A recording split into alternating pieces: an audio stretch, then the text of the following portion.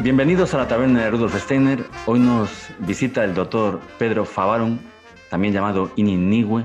Gracias por estar aquí.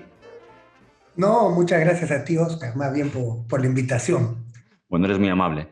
Para quien no te conozca, has hecho una tesis doctoral hermosa, profunda y muy hermosa. Si yo lo hubiera leído cuando tenía 22 o 23 años, probablemente habría tomado otro camino, Las visiones y los mundos. Y bueno, te traemos aquí por tu último libro, que se llama Las asombrosas aventuras de Ininigüe y El mundo puro de los seres eternos. Un libro que aún no he leído porque está en ebook y yo quiero comprármelo en papel. No sé si saldrá en papel. No, sí está en papel. Ah, no Sí, sabía yo. sí, sí, sí, lo puedes conseguir en papel en la página de Busca Libre. Ah, en Busca Llega, Libre. llega hasta España, sí, en efecto. Pues muchas gracias. Pero bueno, hoy vamos a hablar de un libro que sí que leí tuyo, La razón poética, el afecto y la imaginación como respuestas a la crisis moderna. Porque bueno, creo que es un libro que da en la diana de muchos problemas que tenemos ahora. Y como se dice por aquí, por España, de esos barros de la Ilustración vinieron estos lodos. Bueno, tú te centras en el lado oscuro o sombrío de la Ilustración. Lo contrapones bueno, a una serie a pensamiento indígena, entre otras cosas, ¿no? El romanticismo, pero bueno, el lado oscuro lo tiene la Ilustración y supongo que también lo tiene el pensamiento indígena, ¿verdad? A ver.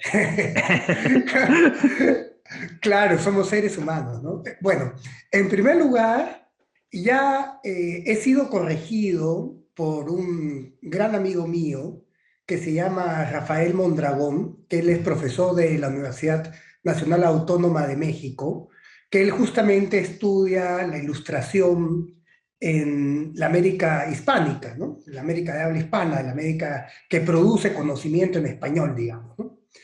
Entonces, él me ha dicho que la visión de la ilustración que yo he estado manejando parece beber del libro La dialéctica del iluminismo o la dialéctica de la ilustración de Horkheimer y Adorno de la Escuela de Frankfurt, y que por ende es una visión parcial de la ilustración, lo cual yo termino reconociendo. Creo que mi amigo Rafael tiene razón.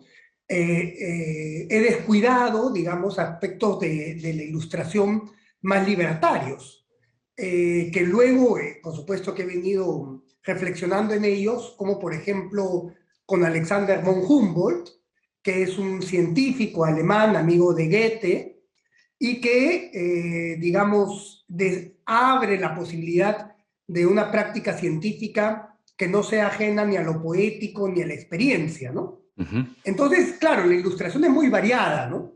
Entonces, tal vez de lo que yo estoy hablando, lo he venido denominando ahora la modernidad hegemónica, ¿no? Sí. Entonces, de eso es lo que yo estoy hablando, digamos que es una crítica al positivismo y al cientificismo, que, bueno, vienen a ser lo mismo, en el que, digamos, hay un autoritarismo epistémico Sí. que asegura que solo hay una forma, digamos, de alcanzar la verdad, el conocimiento, la sabiduría, y todas las demás formas son consideradas subalternas cuando no abiertamente supersticiones, ¿no? Que deben ser desechadas. Y dentro de ellas cabe, digamos, las formas indígenas de conocimiento, las cuales me son muy cercanas, porque como tú sabes, yo estoy casado con una artista del pueblo amazónico Chipibo-Conibo, Sí. que Chonon se llama Bencho. Chunum Bencho, ¿sí? Y que ella pertenece a una familia que ha practicado la medicina desde antiguo. Entonces, como yo soy miembro de esa familia, yo no soy chipivo, evidentemente, yo soy de origen más bien mediterráneo, como yo soy, pero ya instalado por muchas generaciones en América, lo cual nos hace ser también distintos, ¿no? Somos Sí. criollos, ¿no? Somos criollos, no somos, nuestra inserción en la modernidad es un poco periférica, ¿no? Bueno, yo creo que la inserción de España en la modernidad también es un poco periférica, entonces nosotros somos doblemente periféricos. Sí. Entonces, estamos ahí, ¿no? Entonces, yo trato de ser fiel a mi formación, digamos, dentro de la modernidad ilustrada, dentro del mundo académico, como a mi pertenencia afectiva y también, digamos, iniciática, porque he participado de los procesos de iniciación de la manera ancestral. Entonces tengo que ser fiel a este estar en dos orillas, ¿no? que además viene de ser fiel a que, si bien yo soy académico, ante nada me siento poeta, ¿no? Y Sí, el poeta en la academia tiene un lugar bastante, tiene que sobrevivir en las grietas del mundo académico, ¿no? Entonces trato de ser fiel a todas estas pertenencias. Ahora, para responder a tu pregunta, por supuesto que en el mundo indígena existe el lado oscuro, y el lado oscuro en castellano lo denominamos brujería, ¿no?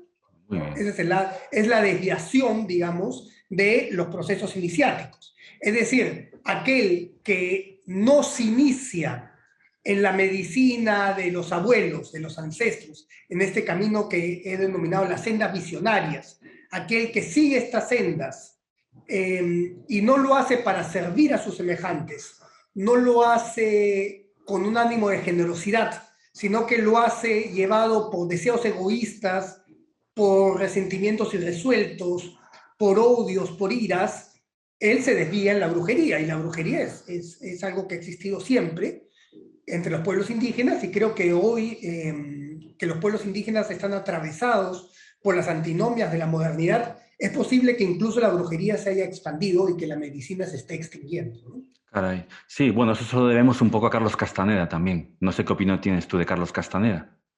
Claro, pues toda digamos, este apego a la palabra poder, ¿no? La pipa de poder, el bastón de poder. La gente busca, la gente que va de Occidente a las comunidades amazónicas, van por múltiples motivos, pero en general hay una suerte de apego a la idea del poder, ¿no? Joder, sí. Que es algo curiosísimo, ¿no? Cómo gente formada en el sistema, digamos, de la modernidad ilustrada, termina cayendo en las desviaciones de una medicina mal practicada, y yo diría hasta en supersticiones egoicas, ¿eh? Sí, yo caigo en Eh, eh, yo caigo en eso, ¿eh? Y te digo por qué. Me indigna mucho ver que personas que tienen poder lo utilizan para destruir a los demás. Y entonces, no sé si enrabietado o al final cayendo en el lado oscuro, pues lo que quiero es conseguir ese poder, robárselo, para poder, desde ese poder, cambiar o convertir en bueno lo que ellos están haciendo mal. Probablemente es un error por mi parte, ¿verdad? yo lo veo muy delicado ese proceso. Y pienso, para no necesariamente irnos a los saberes amazónicos, pienso, bueno, vamos a ir en dos partes, ¿ya? Sí, Primero en términos cristianos, yo creo que conviene recordar que cuando el Maestro Jesucristo, el Rabí de Nazaret, se aparta y va al desierto a hacer este ayuno de 40 días con sus noches, que es similar, en cierta manera, a los procesos iniciáticos de los médicos amazónicos, y son varios los médicos chipivos que entienden esta similitud. Jesucristo se ve tentado por el demonio, ¿no? Quien le ofrece fama, dinero y poder, y él lo rechaza, ¿no?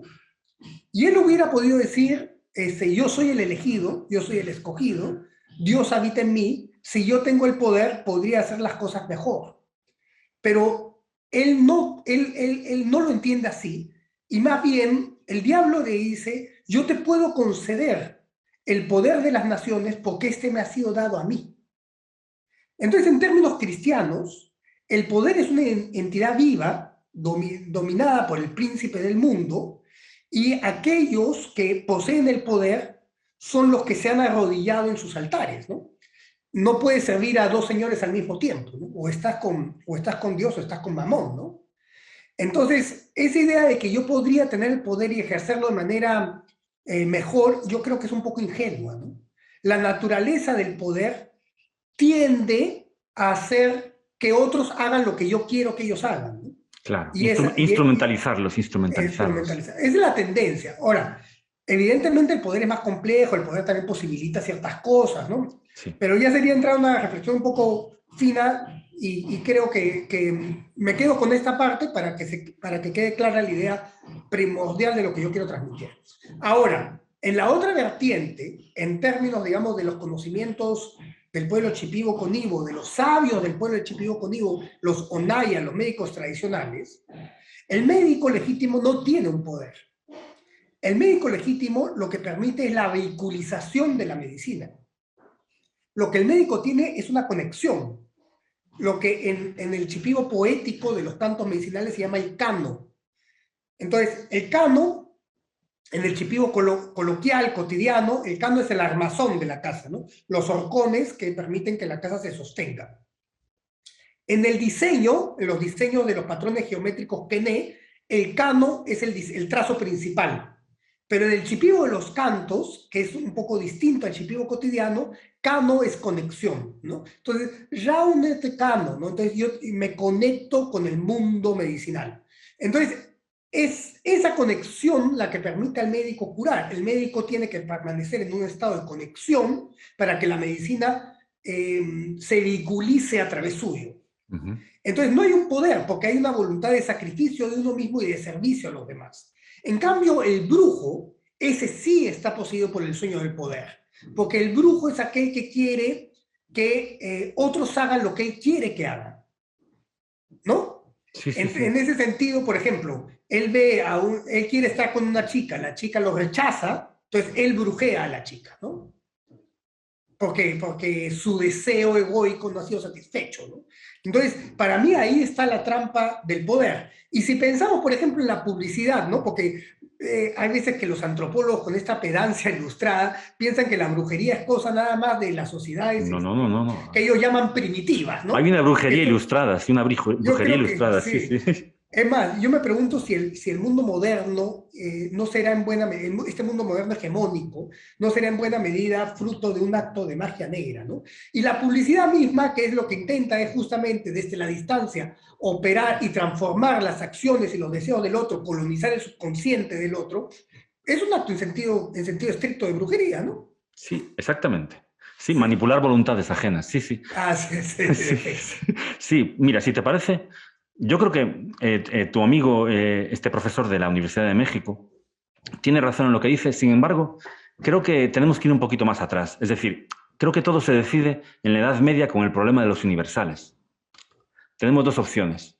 O bien pensamos que las palabras están conectadas con seres suprasensibles, ¿no? Que eso era lo que pensaban los, no me acuerdo ahora el nombre técnico, unos eran no me acuerdo el nombre técnico. Bueno, y otros, a través de Guillermo de Ockham, que meten la navaja de Ockham, ¿no? El principio de economía, y deciden que las palabras son simplemente flatus vocis, sonidos, convenciones, a los que les damos por acuerdo un significado, ¿no? Luego, para cómo viene Descartes, que utiliza a través de la duda, ¿no? Que es también un instrumento bastante mágico, crea un teatro para llevarnos al pienso, luego existo, y para separar nuestra cabeza de lo que es el cuerpo, ¿no? El cuerpo se convierte en un instrumento del yo pienso.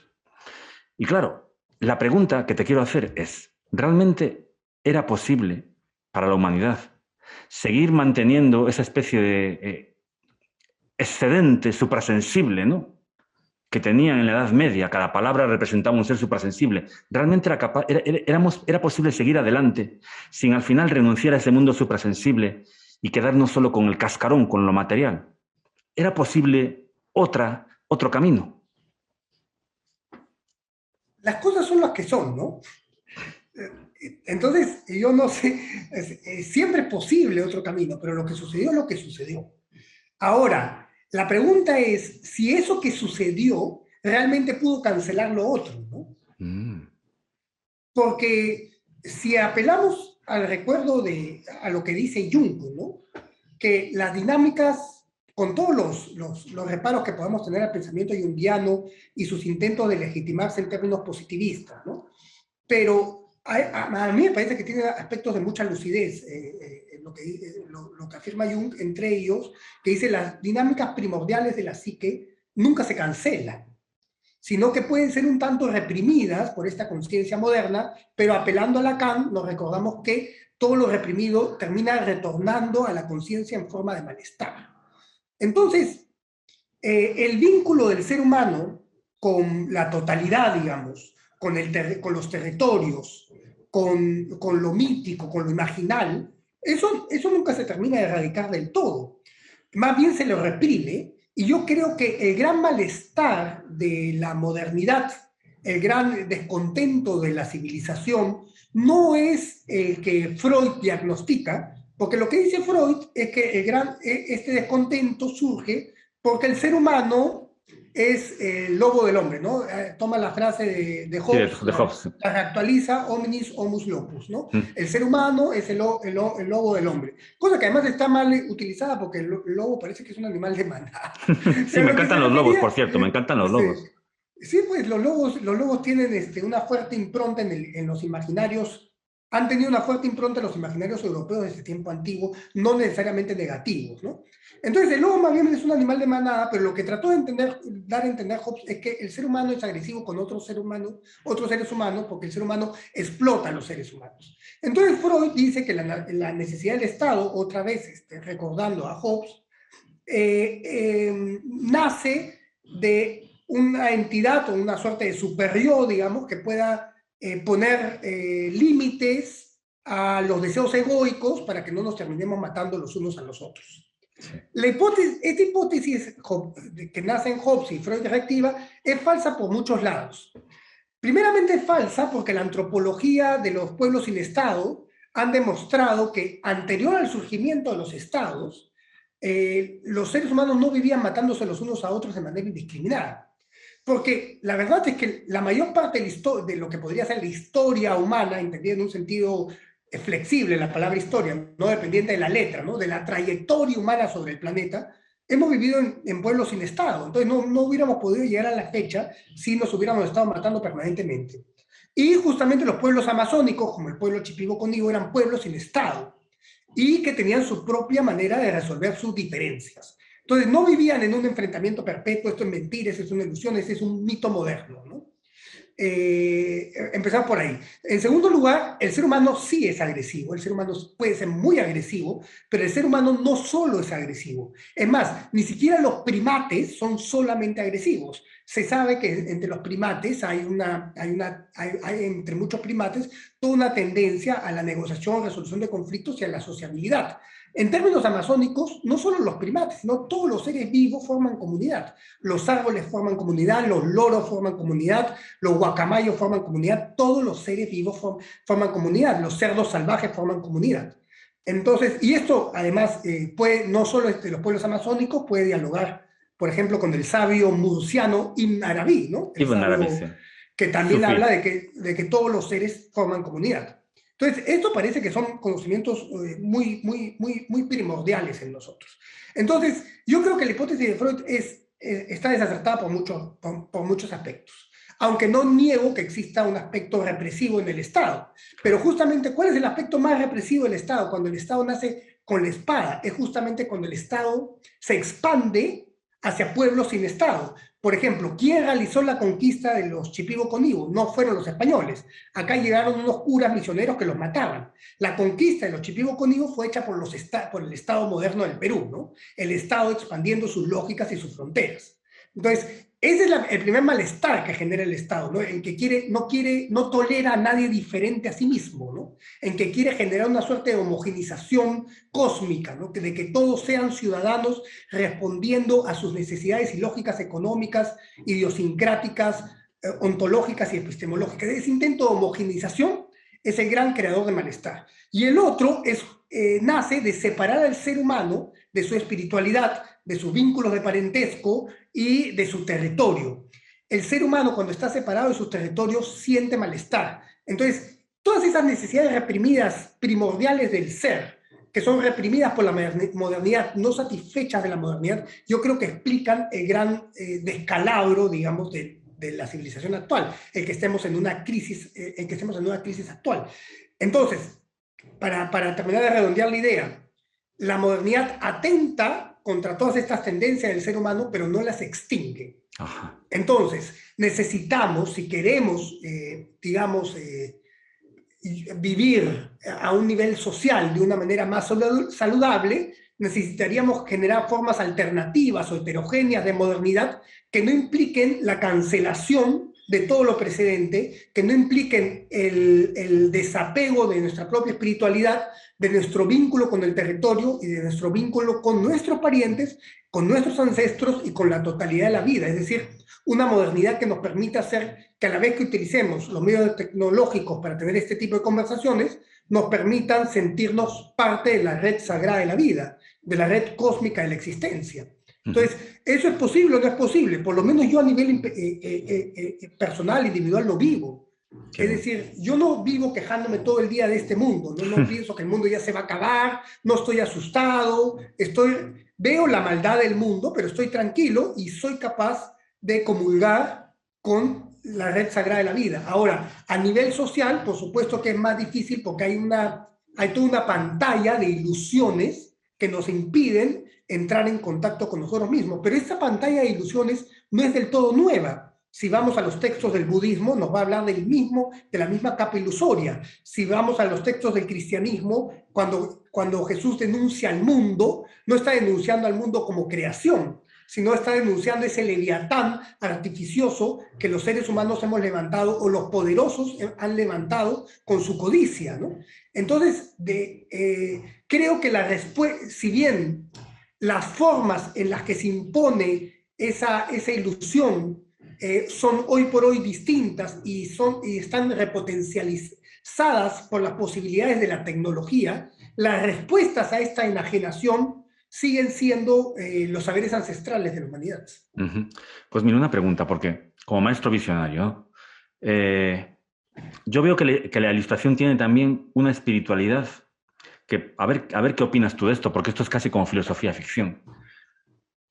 En el idealismo alemán se intentó eso, recomponer o redirigir bueno, la modernidad o la ilustración, y de alguna manera, con la lógica de Hegel, se creó una especie de superestructura objetiva, ¿no? De conceptos, en la que Dios se convierte también en un objeto, ¿no? Un objeto que te ve a ti mismo como un objeto, y de alguna manera ese es el acceso trascendental que le queda al ser humano ilustrado, por así decirlo. Y viendo un poco tu libro, me doy cuenta de que vosotros, ¿no? Los que seguís el pensamiento indígena, tenéis una relación con el espíritu personal. Y creo que lo personal en la relación con el espíritu es algo que se ha subestimado mucho. Porque claro, si tú tratas al espíritu de tú a tú, el espíritu, es decir, Dios, te trata también como un tú, no te despersonaliza. Y bueno, creo que es un punto importante porque mucha gente habla de que eso, de que el espíritu es algo impersonal, objetivo, etcétera, etcétera, pero al final es un espíritu que es muy frío, un espíritu que nunca llega, como dices tú, ¿no? A hacerse sentimiento, ¿no? Para que haya un sentimiento tiene que haber un tú y otro tú. En tu caso, ¿no? En el caso del pensamiento indígena, es decir, cómo se personaliza o se desarrolla ese pensamiento divino? ¿A través del tú, a través de los ancestros, a través de la comunidad? ¿Cómo? ¿Quién articula esa subjetividad? Ya. Mira, no se puede hablar en nombre, y menos yo, ¿no? Del pensamiento indígena. Porque evidentemente yo estoy haciendo reformulaciones del pensamiento indígena. Lo que yo estoy postulando es la posibilidad de hacer una filosofía intercultural basada en los saberes ancestrales indígenas, reconociendo que los sabios antiguos tuvieron reflexiones filosóficas. No hablemos de si tuvieron o no filosofía, porque eso sería entrar en un debate que para mí es Sí. absolutamente innecesario y prefiero salteármelo, ¿no? Lo que es innegable es que tuvieron reflexión filosófica. Entonces, yo expreso, embebido, digamos, e inmerso en este mundo de relaciones y de haber pasado procesos iniciáticos con tíos de mi esposa, que son mis tíos, con abuelos de mi esposa, que son mis abuelos, desde ahí hablo yo, pero mi voz es personal. Porque ningún sabio, en términos indígenas, ninguno naya, pensaba igual que el otro. No había un corpus dogmático Mm. o una suerte de catecismo de una religiosidad indígena, ¿no? Sino que cada quien expresa o sea, bebiendo de un sustrato cultural, ontológico y epistémico compartido y de ciertos caminos iniciáticos hasta cierto punto compartidos, cada quien expresa su propia experiencia, su propia reflexión, y esa es la hermosa libertad de los pueblos indígenas, porque es un mito eso de que el individuo es una creación moderna, ¿no? En los pueblos indígenas habían individuos claramente hechos, porque el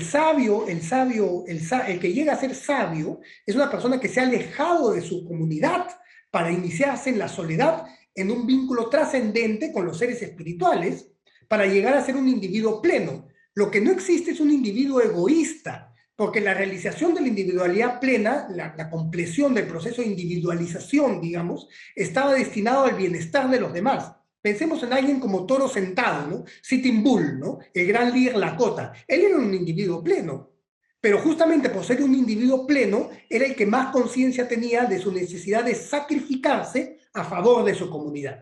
Entonces, es una individualidad distinta a esa individualidad que se concibe que puede realizarse autónomamente, porque el individuo se realiza siempre y cuando sea capaz de despertar la compasión del gran espíritu, ¿no? De la fuente primordial de la vida. Entonces, sin tratar de dar una idea de este es el saber indígena, yo voy a expresar a qué conclusión yo he llegado bebiéndome en estos saberes. La conclusión a la que yo he llegado es que el espíritu está en todo. El soplo del espíritu está en todo. Entonces, el soplo del espíritu está en el árbol, en la planta, en la roca, en la montaña, en el río, en el ser humano, en el jaguar, en la flor. Todo está habitado por el espíritu porque el espíritu es el animador de la existencia, ¿no? Todo es espíritu. Es más, ni siquiera sé hasta qué punto la materia no llega a ser una manifestación del propio espíritu, ¿no? Y ahí sí nos ponemos hasta un punto hegelianos también, ¿no? Porque también en Hegel hay esta posibilidad. Tal vez la materia son diferentes configuraciones vibratorias en diferentes tipos de densidades de una misma fuerza espiritual. Ahora, lo que sí sé es que la conciencia no está fincada en este cuerpo. Lo que sí podría dar lugar a cierto dualismo no cartesiano, pero sí es un dualismo, ¿no? Porque la conciencia puede transitar en otros cuerpos y moverse en dimensiones suprasensibles. Esto, por ejemplo, a través de los sueños o de las experiencias visionarias.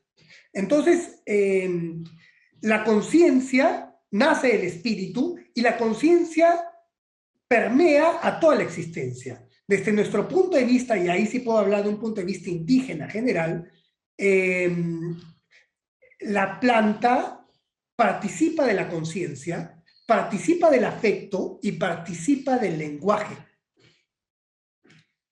Y además de eso, cada especie, por ejemplo, pongamos los renacos, que son una especie de árboles medicinales. Los renacos tienen dueños espirituales, avatares, que son una suerte de manifestación del alma colectiva de la especie. Entonces, el médico visionario, en sus sueños y visiones, es capaz de conversar con estos seres en un mundo suprasensible o un mundo imaginal o un mundo simbólico. Y ahí podemos dialogar en un lenguaje que todos podemos entender. ¿Qué es ese lenguaje?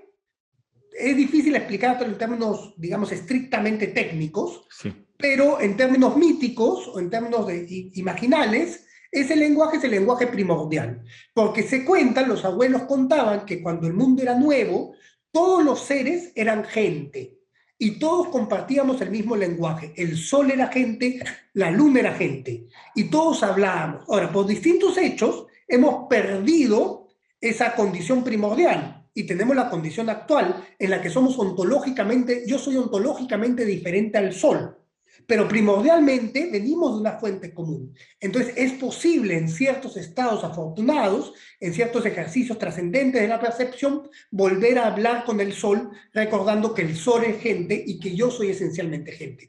Esto que dice gente lo podemos entender como humano, como el antropos, pero evidentemente es una concepción del antropos ampliada. Es espíritu, ¿no? Todos somos espíritu. Entonces todos podemos conversar entre nosotros. Ya, de hecho, mira, los Rosacruces dicen que la meta de un iniciado es convertirse en una planta. Y mira tú, Rudolf Steiner propone un método para despertar los órganos suprasensibles que se basa en un libro de Goethe que se llama La metamorfosis de las plantas, ¿no? Y lo que propone Rudolf Steiner es contemplar durante aproximadamente un año, cada día, vamos a poner media hora, una hora, el crecimiento de una planta. Porque a través de esa contemplación del crecimiento de una planta, ¿no?, vas entrando en lo que él llama el cuerpo formativo. También llamado cuerpo etérico, pero no me gustan las etiquetas. Me gusta más llamarle cuerpo formativo, ¿no? Es decir, y la pregunta es, ¿ese cuerpo formativo es lo que tú llamas el ser de la planta? Es que, a ver, nuestro proceso es incluso más radical que plantea Steiner, ¿no? Porque nosotros, ¿qué hacemos dentro del camino de mi familia, ¿no? De mi familia Shipibo-Conim? Nosotros nos bañamos con hojas de la planta o tomamos la corteza de la planta. Y a partir de eso empezamos el proceso que en el castellano regional se conoce como dieta, y en Shipibo es samá, que es la senda visionaria, el proceso iniciático. Entonces empezamos a ayunar y a hacer una serie de abstinencias. No se come ají, no se toma alcohol, no se tiene sexo, una serie de abstinencias, y se sale de la comunidad humana. Sí. Entonces el cuerpo se purifica y el cuerpo se impregna del olor de la planta, de la fragancia de la planta, para transformar el olor humano y volvernos humanos planta. Qué bonito. Y nuestra alma visionaria empieza a hacer un proceso de inmersión en los mundos de la planta, en los mundos sensibles y suprasensibles, físicos y metafísicos de la planta. Entonces, el espíritu se hunde hasta la raíz de las plantas. De tal manera, se nutre de la fuerza de la tierra, del aliento, el aliento gestativo de la tierra, ¿no? Aquel impulso, aquel soplo que hace que las plantas crezcan enraizadas en la tierra. Se nutre de todo el tronco de la planta, de las hojas y de los cogollos, y por lo tanto también de la lluvia y del sol, y también de los pensamientos atmosféricos, e incluso de algo que está más allá, que son los mundos metafísicos ligados a la planta, donde están estos dueños espirituales. Entonces, la planta tiene su ánima interior, pero también tiene su avatar, su dueño espiritual, que se manifiesta con una forma humanoide. Así se manifiesta ante nosotros en los sueños. ¿Cómo será en verdad? No sabemos, ¿no? No lo sabemos cómo se manifiesta ante nosotros. No lo sabemos desde nuestra perspectiva. Entonces, es ese dueño espiritual el que nos transmite su fuerza para curar, el que nos da su canto para poderlo convocar y curar con esa fuerza. Entonces, por ejemplo, si se está curando a alguien, no es necesario darle de tomar esa planta. Basta con que yo convoque al dueño espiritual de esa planta para que la fuerza medicinal de la planta se manifieste a través del canto. Entonces, retomamos a esa pregunta anterior que habías hecho, en la cual la palabra del canto, la palabra del médico, no es un signo arbitrario, sino que es una palabra que materializa lo que nombra. Y el sentimiento, supongo que tiene, el sentimiento que tú pones o que te posee en ese momento, supongo que está relacionado o íntimamente relacionado con el espíritu o el dueño de esa planta, ¿verdad? Es decir, no es algo mental, es algo emocional, ¿no? Lo que tú estás diciendo. El término que he acuñado, espero que sea feliz, hasta el momento me satisface, es el de racionalidad afectiva. Porque es racionalidad en el sentido que es capaz de planear, digamos, en el que es capaz de anticipar, que es capaz de ver tendencias, y al mismo tiempo es afectiva porque se hace desde adentro de la red sagrada de la vida. Entonces, es el afecto, es la empatía la que a mí me permite ver que el árbol no solo es un conjunto de principios activos y moléculas, sino que también es un ser, claro, que es un sujeto. Entonces yo me relaciono de sujeto a sujeto. Por eso volvemos también a una de las preguntas anteriores. El conocimiento en términos indígenas, y esto incluye el conocimiento de la totalidad, nace de una relacionalidad, no de una separación. Entonces yo no sé, no lo puedo comprobar, si los antiguos chipivos, por ejemplo, hablaban de Dios en el sentido como se concibe, como una entidad, digamos, abstracta, ¿no? Sí, pero eso no lo sé. Lo que sí sé, lo que siento saber, es que los antiguos chipivos concebían la unidad de todo lo existente. Entonces, y la unidad consciente de todo lo existente. Entonces, la unidad consciente de todo lo existente, ¿cómo se llama? En castellano se llama Dios. Sí. No. Ahora, evidentemente, el Dios que puede ser nombrado no es el verdadero Dios, ¿no? Sí, también es cierto. Eso está claro, ¿no? Oye, me encanta esto que estás diciendo. Y bueno, me gustaría, porque bueno, hace mucho tiempo que ya acabé la carrera de filosofía, pero había, bueno, y ahora se ha popularizado todavía mucho más, había un poco el deseo de iniciarse en estos mundos a través de la toma de ayahuasca, del mezcalito, bueno, de las drogas psicodélicas, etcétera, etcétera. Y bueno, una cosa que me ha gustado en las entrevistas que tú has dado, etcétera, etcétera, es que tú dices que ese no es el camino adecuado, es decir, que no es la planta la que cura, sino lo que cura es lo que está encima de la planta y que ese no es el camino, ¿verdad?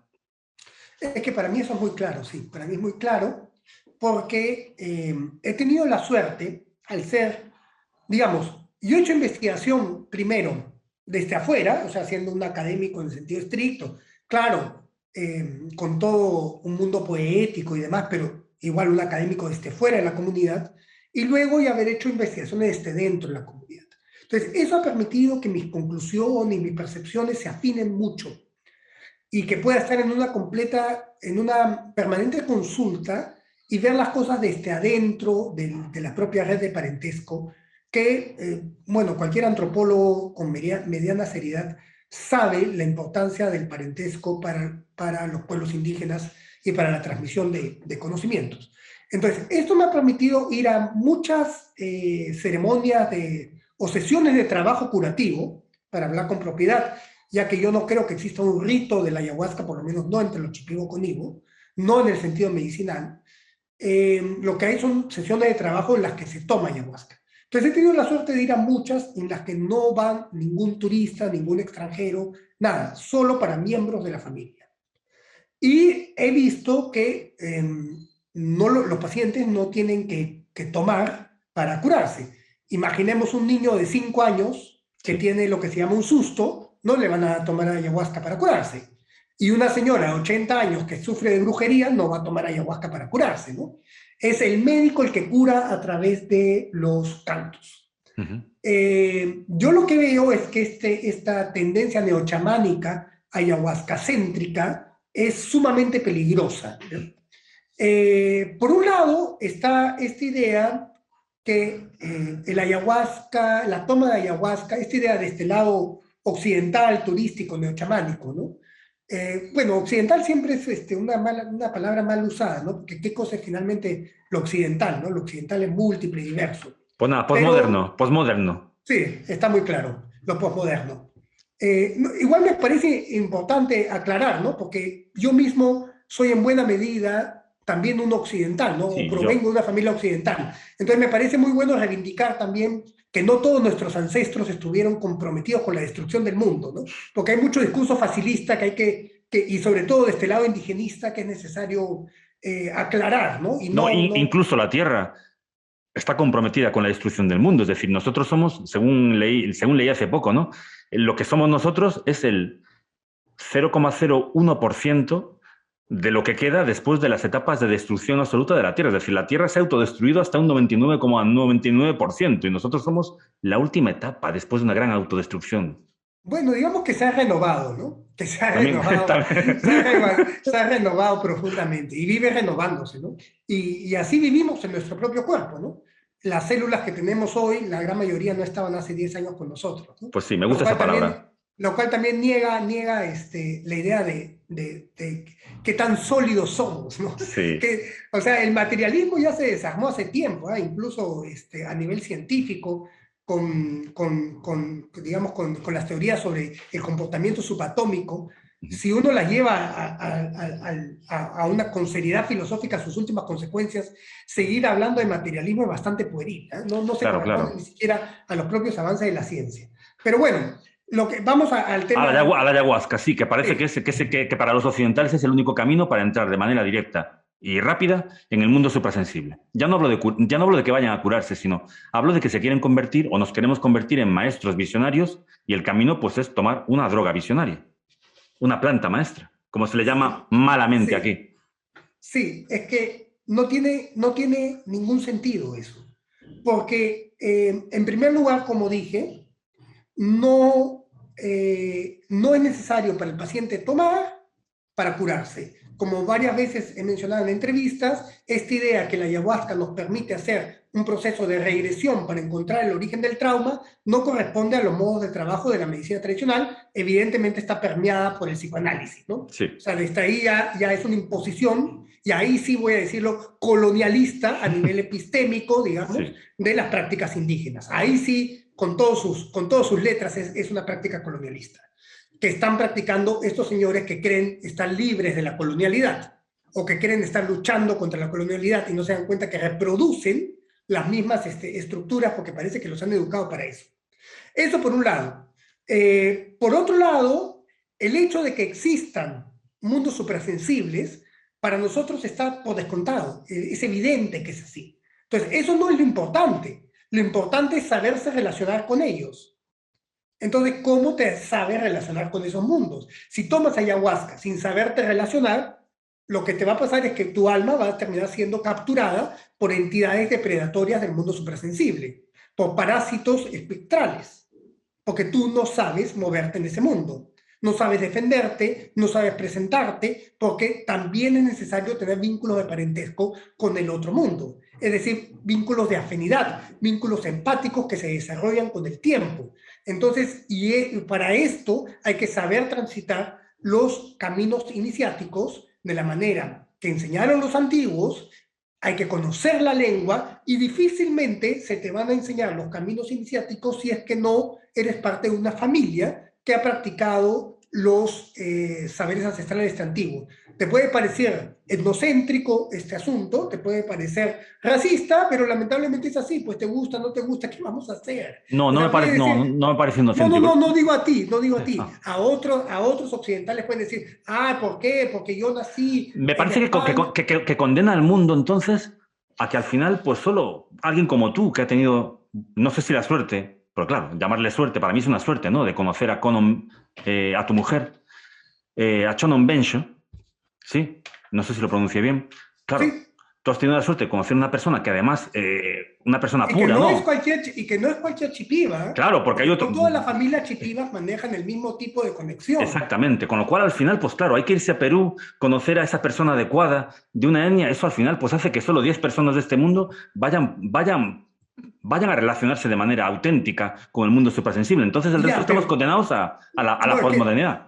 no, pues es que eso no es así, es que eso no es así. Lo que estamos todos condenados es a hacer las paces con nuestras propias raíces culturales, Ah. ¿no? A eso estamos todos condenados, esa es la gran lucha. Si yo pretendiera ser chipivo, y yo estaría usando en este momento plumas acá y una corona, o sea, que yo tengo, pero porque me ha regalado mi cuñada, ¿no? Y la uso en momentos muy especiales, muy íntimos. Pero si yo estuviera saliendo a todas las entrevistas para pretender que yo soy el nuevo Dalai Lama de la selva, sería un cuento, ¿no? Yo estoy en paz con ser cristiano, andino, criollo, de descendencia mediterránea, española, francesa, italiana, amestizados en esta tierra. Yo estoy en paz con quien yo soy. Entonces, yo he tenido que hacer la paz con el mensaje del Rabí de Nazaret, Jesucristo, el gran poeta de la existencia. Ahora, esto no significa que yo ahora soy miembro de determinada iglesia o que considero que la voz del Papa Francisco es la más autorizada para legislar sobre mi existencia, ¿no? Lo que esto significa es que yo he tratado de encontrar los aspectos libertarios de mi propia tradición cultural. Entonces, por ejemplo, si yo voy al Sermón del Monte, lo que yo encuentro ahí es un Cristo poeta que me dice que Dios viste a la flor y la viste con tanta galantería que ni aún el rey Salomón con todos sus tesoros pudo alcanzar esa hermosura. Eso es la ecopoética de Jesús. Luego, cuando Jesús le habla a la tormenta y la calma, para que Jesús pueda calmar a la tormenta, significa que la tormenta tiene cierto nivel de conciencia como para entender una palabra y responder a ella, ¿no? Sí, sí, sí, Entonces, sí. hay una ecopoética cristiana. Ahora, esa ecopoética cristiana, por ejemplo, se manifiesta de manera muy acabada en el cristianismo celta, al cual conviene revisitar. Entonces, todos los pueblos, mira, por ejemplo, mi abuela era vasca por todos lados, ¿ya? Ujú. Vasca del Río de la Plata, pero era vasca, 100% vasca. Para mi abuela, prácticamente lo que no era vasco estaba en un estado de semi-humanidad, ¿ya? Eso es muy Vamos vasco. a, Eso es sí, muy vasco. estaba así, ¿no? Entonces, los vascos Sí, eran pueblos indígenas, los sí. celtas eran pueblos indígenas. Todos venimos de pueblos indígenas en el sentido que venimos de pueblos en relación con el territorio, que concebían su unidad con el resto de seres vivos. Sí, sí, sí. Ahora, como descendiente de españoles y hablante de la lengua castellana, yo también sé que, digamos, mi historia no comienza con Isabel la Católica, ¿no? Mi historia también es Maimónides, mi Sí. historia también son los cabalistas sefardíes, mi historia también son Los árabes. los musulmanes, que Sí, no solo eran árabes, sino que también eran peninsulares antiguos sí, convertidos al Islam, sí, ¿no? sí. Y que tenían también otro tipo de espiritualidad. Entonces, también la noción del hispánico y de la lengua castellana tienen que descolonializarse. Y claro, que estamos utilizando el término que viene de Colón un poco lo estamos ampliando, ¿no? Desimperializarse, digamos, descomprometerse con el destino imperial de esa élite occidental que ha querido destruir el mundo, ¿no? Que finalmente, igual, pongámosle que a los que somos mediterráneos, los ingleses del siglo XIX ya nos consideraban inferiores a ellos en su pirámide eugenésica, ¿no? También Sí. hemos sido, o sea, nosotros tampoco somos lo que se considera el blanco dominante, ¿no? No, sí, sí, sí. Totalmente de Entonces, acuerdo. yo creo que lo que hay que hacer es redescubrir nuestras raíces indígenas. Para ello, puede ser interesante pasar un tiempo en, digamos, recurriendo a la medicina ancestral del pueblo Chipibo-Conibo o de otro pueblo que exista por ahí, pero Ujú, no pretender ser ellos, ujú. sino que ir a escucharlos, ir a purificarnos, pero para poder entrar en contacto de una manera saludable con nuestras propias raíces espirituales y redescubrir en nuestra herencia los vínculos con el territorio. Ajá. ¿Qué cosa significa ser humano legítimo en términos indígenas? El humano legítimo en términos indígenas es aquel que sabe que pertenece a la red sagrada de la vida, al tejido cósmico de la existencia, y aprende a hablar con humildad con el resto de seres. Ujú, Y sabe que para realizarse plenamente necesita la ayuda del mundo espiritual. ujú. Ahora, no hay nada en la tradición cristiana de base primordial, como la vivió San Francisco de Asís, por ejemplo, que nos impida lograr esto. Ya, ya, ya, ya. Lo que nos impide lograr esto, por eso mi lucha no es contra Occidente, mi lucha es contra la modernidad hegemónica que le ha hecho a los pueblos occidentales, en primer lugar, lo que luego le ha hecho al mundo. Pensemos en el caso de los niños bretones en Francia, que los humillaban cuando hablaban bretón en la clase, con prácticas muy similares a aquellas con las que humillaban a los niños quechohablantes en el Perú cuando hablaban quechua en el colegio. Y a los Entonces, gallegos, y a los niños gallegos en Galicia. Yo, bueno, yo ahí soy está. gallego, vivo en Galicia. Sí, Ahí sí, está, pues. sí, sí. De hecho, mira, me ha encantado lo que tú estás diciendo porque te voy a contar un detalle que me pasó hace 3 días. Yo vivo en un pueblo que se llama Xunqueiras, aquí cerca de Redondela, en Galicia, ¿no? Yo no voy a la iglesia y, bueno, hace mucho tiempo que he desconectado del cristianismo. Pero yo no sé si influido por tus libros, yo me considero un hijo del instante, ¿no? Y el otro día, paseando por el bosque, se me acercaron dos paisanos de esta aldea, eh, los dos estaban cojos, iban con dos bastones, y me empezaron a hablar de cómo los jóvenes ya no participan en las tradiciones de la aldea, y me decían que, bueno, que el próximo sábado iba a haber una procesión. Yo odio las procesiones. Una procesión donde se iba a llevar a la Virgen de este pueblo, que se llama la Señora del Dulce Nombre, y claro, que no había gente para llevar a la Virgen, a la Señora del Dulce Nombre. Y caray, me salió de dentro y dije, bueno, pues si quiere la llevo yo. Hace mucho tiempo que no voy a la iglesia, pero con todo mi respeto voy a cargar la Virgen y la llevo al otro pueblo. Y claro, es justo lo que tú estás diciendo, hacer las paces, ¿no? Fundirte con el ambiente o con la gente de la comunidad en la que vives, pues, oye, ¿sabes? Me has reafirmado en la decisión que tomé. A mí me parece muy buena tu decisión. Y es necesario entender que cuando yo estoy hablando de Dios, por un lado estoy hablando de algo muy simple. ¿Eh? No estoy hablando del Dios de los teólogos, de los grandes teólogos. Estoy hablando del Dios de la gente del pueblo. El Dios de aquellos dos lisiados que tú has encontrado, que su esperanza está en algo trascendente, que no han conceptualizado plenamente, pero que saben que lo requiere. Estoy hablando del Dios de los humildes de corazón. Entonces yo puedo tener todos los conocimientos que tú quieras, que tampoco son tan grandes, pero sí tengo cierto nivel de conocimiento, de formación académica, pero eso no es lo que a mí me ha ayudado a estar bien. A mí lo que me ha ayudado a estar bien con mi vida y a que yo hoy por hoy me sienta satisfecho con mi existencia es la humildad. Y ese Dios de los humildes, por un lado. Y si ya nos ponemos en otro Dios, entonces es el Dios de los místicos, el Dios que no podemos nombrar, el Dios que no sabemos lo que es, pero que sentimos vivo en el corazón. De eso estoy hablando, no de otra cosa. Qué bonito. Entonces, eso se encarna cada uno en nuestras propias culturas regionales. Yo una vez tuve un sueño, ¿no? Que lo tuve la primera dieta que hice en San Miguel del Río Mayo con don Cristóbal Salas. La dieta con plantas. Él me estaba tratando, yo no entendía nada todavía. Y en una de esas noches tuve un sueño en el que vi, a través de este sueño, mucho dolor. Vi hospitales cerrados, vi caos, vi guerras, vi conflictos, vi soledad, vi depresión. Finalmente vi implantes en la nuca, implantes tecnológicos en la nuca de una humanidad ensombrecida, opacada, sin espíritu, sin alma, que se le había raptado el alma.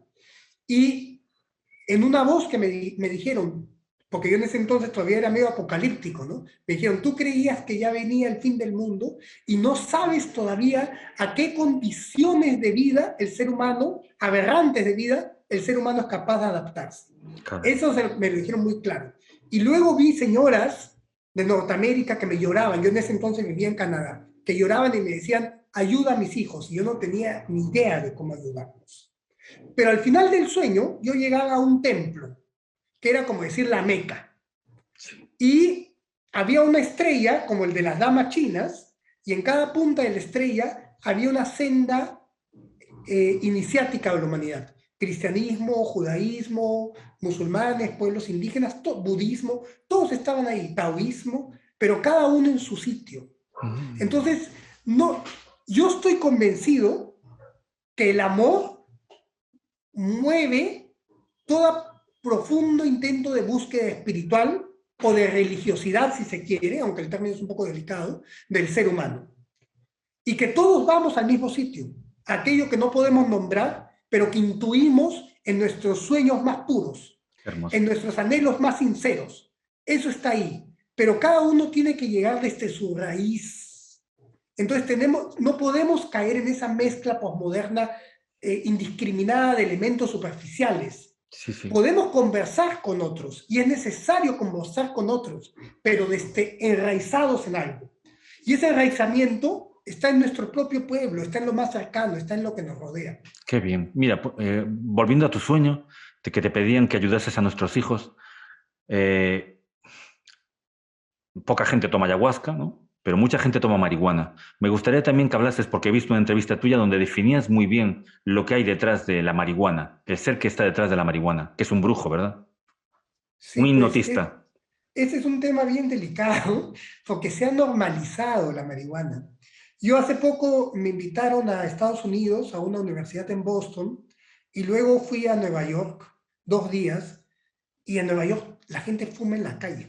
Se ha legalizado y todo el mundo fuma en la calle. Y es una ciudad que te das cuenta que la locura se normalizó. Caray. Se normalizó la locura en Nueva York. Y igual a mí me encanta, me parece súper intensa como ciudad, pero en microdosis, ¿eh? Porque está en un nivel bien fuerte de ensoñación colectiva la ciudad. Ahora, la marihuana, en efecto, es una planta con fuerza espiritual.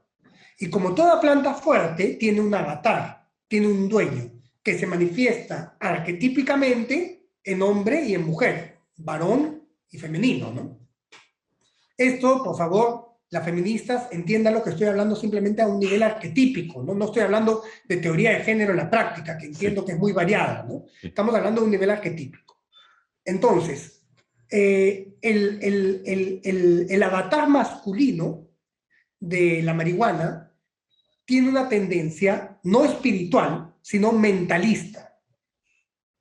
Ahora, el mentalismo, cuando es llevado con refinamiento, puede parecer espiritual, pero no lo es, porque siguen haciendo del deseo, de la fantasía, de la ilusión. Y el mentalismo, al nacer del deseo, trata de imponer a otros su voluntad. Es por eso que la marihuana debe ser entendida como una planta propicia a la brujería. Ahora, Para saber usar la planta, para hacer brujería, hay caminos iniciáticos, ¿no? Pero la mayoría de la gente, como no lo sigue, lo que hace es hechizarse a sí misma, ¿no? Embrujarse a sí misma, ¿no?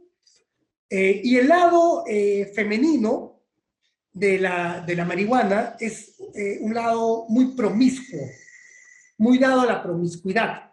Y finalmente, el dueño masculino de la marihuana es un poco machista, ¿no? Porque le gusta ver a la mujer sometida a la promiscuidad que él incentiva, ¿no? Sí. Ahora, si esto a alguien le parece muy puritano, lo siento, pero es lo que yo he visto, ¿no? Es así como se me ha mostrado. Yo creo que el ser humano tiene que cuidar su cuerpo y que el sexo no es una labor gimnástica, ¿no?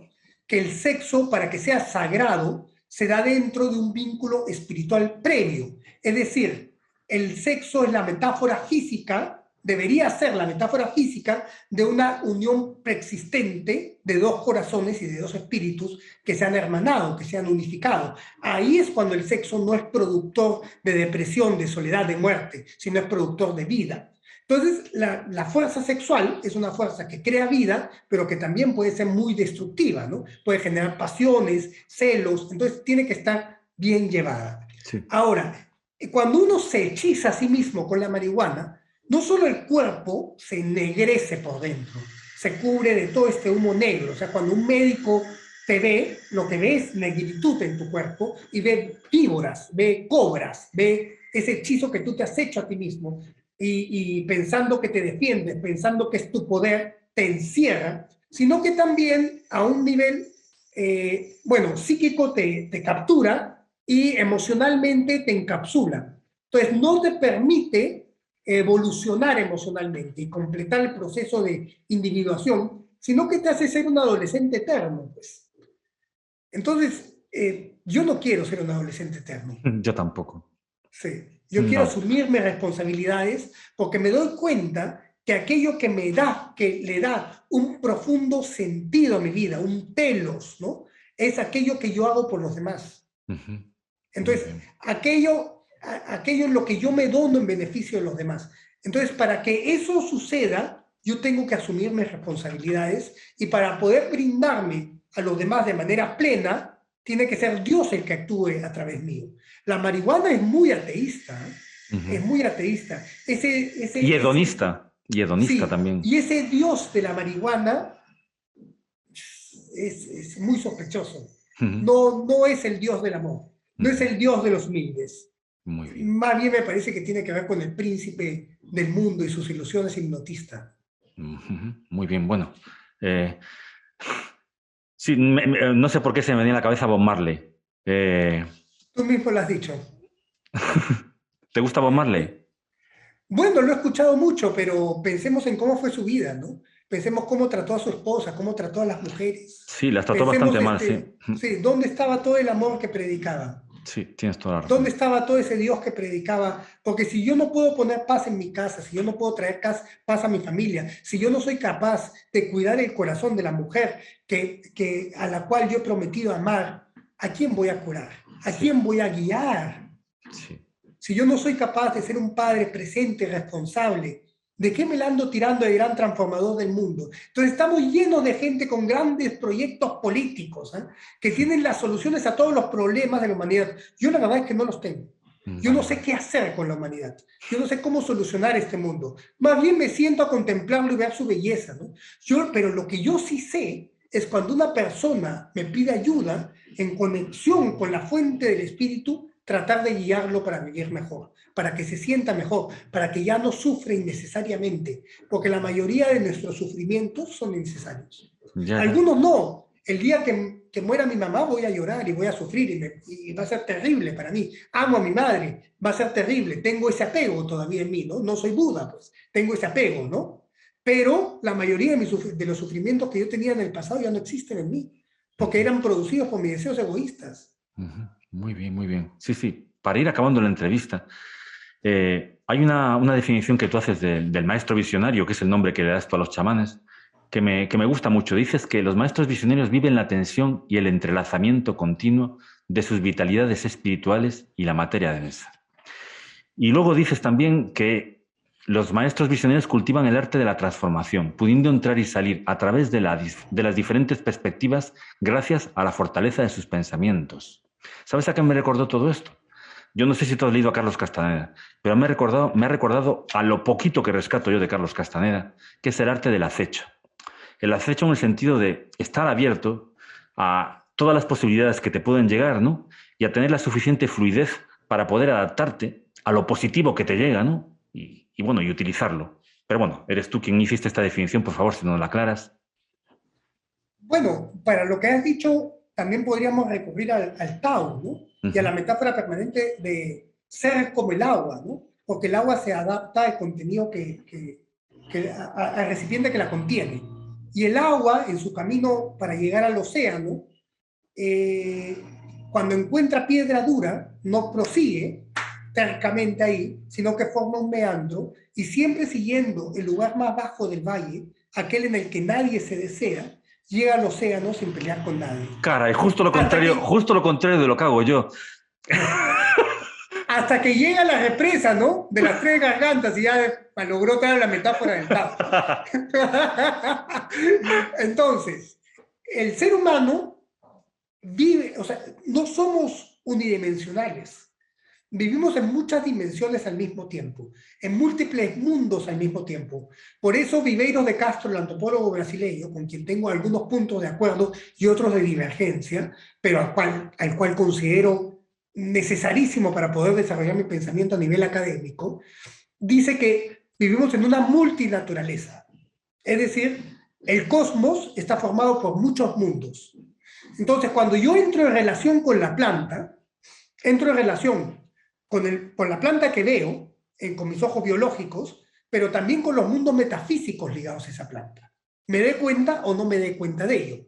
El médico visionario es aquel que gracias a la amplificación de sus facultades perceptivas o tal vez al recuerdo de sus verdaderas potencialidades psíquicas, es capaz, recuerdo en el sentido de reminiscencia, ¿no? De descubrimiento de las verdaderas potencialidades del ser humano, es capaz de entrar en contacto con esos otros mundos de manera consciente y sin perderse en el camino. Ajá, muy bien. Sin perder su propia perspectiva, con la fuerza de su pensamiento. Porque no es el ayahuasca, por si acaso, el que debe dominar al médico. No hay que el ayahuasca me dejó y me llevó y me reveló. No, el médico domina la ayahuasca con su canto y la fuerza del pensamiento. Nunca podemos perder nuestra perspectiva. Entonces, el centro de uno mismo, ¿no? Entonces, entramos en relación con múltiples perspectivas, pero no podemos perder nuestra propia perspectiva humana.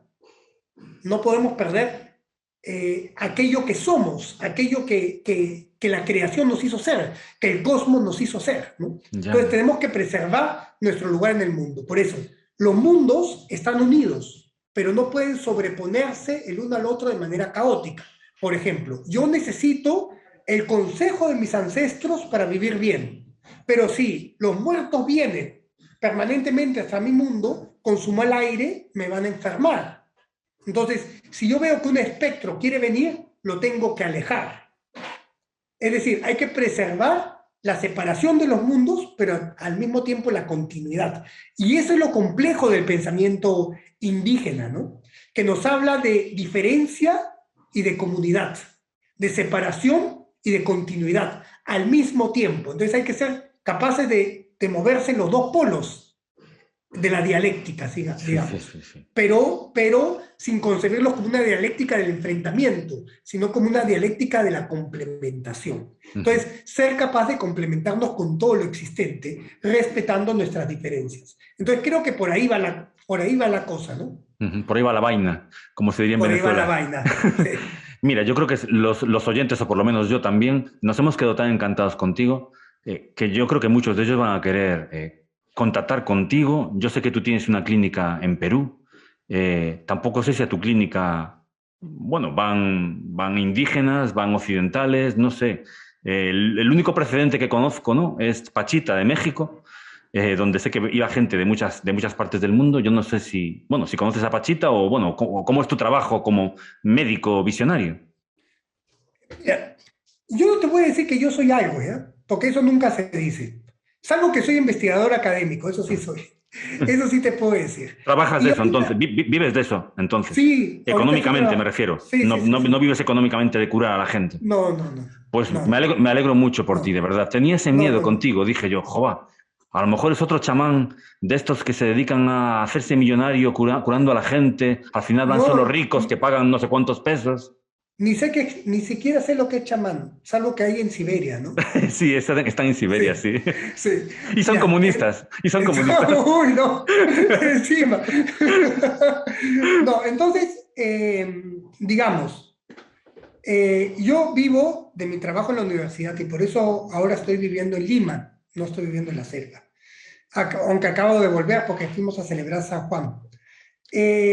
Ah, también lo De celebran vez ustedes, San Juan, también lo celebran ustedes, en sí. la selva es la fiesta más importante de la Ah, Amazonía sí. peruana, Ah, sí. y cómo la celebran, por favor? Vamos a las orillas de los ríos o a las orillas de los lagos y comemos juanes, que son uno preparado de arroz con palillo, que es la cúrcuma, con huevo, con gallina de chacra, con cúrcuma fresca, eso sí, Sí, ¿no? sí. Sí, con gallina de chacra envueltos en unas hojas de bijao. Y se hace como si fuera un tamalito, pero de arroz y de este arroz amarillo con huevo y con gallina de huerta, ¿no? Gallina de chacra. Y así comemos, en las Qué orillas de los bien, ríos. qué bonito. En Y tomando, comunidad, en y tomando comunidad. chicha, con la familia, los amigos, sí, así lo celebramos. Bueno, entonces, y encima, yo soy un poco, me he vuelto, soy un poco cascarrabias, ¿ya? Para recibir a la gente. Entonces, Eres Escorpio, te lo perdonamos. entonces cuando alguien me busca, lo pongo a prueba, ¿ya? Y lo trato un poco así, a ver si pasa las pruebas. Si pasa, tal vez lo recibamos. Y con mi familia, ¿no? Lo recibimos con toda la familia. Entonces puede llegar cualquiera, pero tiene que tener humildad. Y eso es una aguja en un pajar. Es un tesoro bastante escaso en nuestras épocas y mucha gente se choca conmigo. Y casi no estoy recibiendo gente, la verdad. Me tienes que agarrar de buen humor. Como hoy, como hoy, como hoy, como hoy. No, porque este es mi buen humor ahorita, pero después no sabemos en 15 minutos si me busca alguien para, por ejemplo, me dice alguien, hola, señor Pedro, yo estoy buscando un chamán. Yo le voy a decir, no tengo ni idea de qué es eso. ¿Qué es un chamán? ¿No? Entonces ya empieza mal la cosa, ¿no? O, ¿cuánto cuesta su tratamiento? ¿Cómo que cuánto cuesta? ¿Tú crees que estoy vendiendo productos en un supermercado? Y son tratamientos físicos o espirituales. Claro, está mezclado lo físico y lo espiritual. Físicos, espirituales, mentales, todo a la vez. Pero eso es como la familia. Yo no te estoy diciendo que yo soy esto, ¿eh? Yo no te he dicho, por si acaso, yo soy médico, yo soy sabio. No he dicho nada de eso, ¿eh? No, tranquilo. Pero con la ayuda de Dios y el conocimiento de algunas plantas, se puede ayudar a la gente. Siempre y cuando la persona tenga fe y humildad.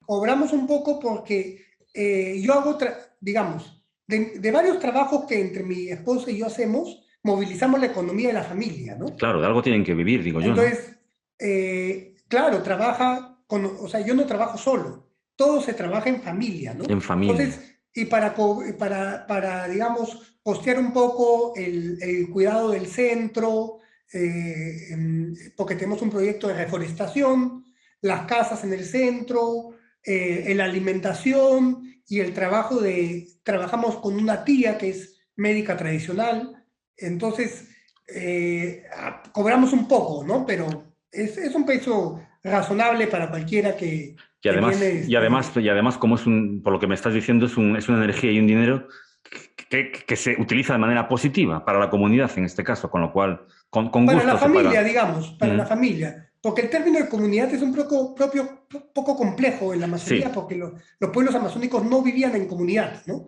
Vivían Ah, entre familias, eran sociedades clánicas. La ah, comunidad es una creación primero de los misioneros y luego del gobierno nacional comunista del general Velasco Alvarado, ¿no? ajá, Entonces no era exactamente comunidad, sino son sociedades clánicas, de ajá. pueblos sin Estado, sociedades clánicas, Qué con bien. relaciones interclánicas para el matrimonio exogámico, ¿no? Sí, sí, sí, sí, Sí, sí, sí. qué bien esta puntualización. Oye, pues Sí, Pedro, sí. no te quiero robar más tiempo. Espero que si mi mujer va por Perú no se quede ahí para toda la vida, pero bueno, quién sabe. No, en serio, porque es una persona muy especial. Y bueno, te doy muchísimas las gracias de verdad por estar aquí. Dale un saludo a tu mujer, de verdad. Y bueno, aunque ella es la sabia, creo que tiene mucha suerte también de estar contigo, de verdad. La santa, ella es la santa. La santa, muy Sí, bien. sí. Y tiene su sabiduría también. Pero la sabiduría siempre viene del espíritu, ¿no? Sí, el espíritu que tú Nosotros, tienes o que has nosotros demostrado en esta somos, entrevista. somos muy torpes, ¿no? Somos muy torpes, pero el espíritu nos da un poco de sabiduría. Caray, ojalá que sigas así toda la vida, Pedro, y que, bueno, Gracias. que cambies, pero que cambies para insistir en lo mismo que eres ahora, de verdad. La Ojalá, ojalá. idea, la idea de mi oración es tener la fuerza, la prudencia y la sabiduría para no desviarme de la senda recta, ¿no? Ojalá, ojalá, de verdad. Inshallah, ¿no? Inshallah. Un abrazo muy Sí. grande, amigo, de verdad, te deseo lo mejor. Igualmente, gracias, Muchas Jorge. gracias por estar aquí.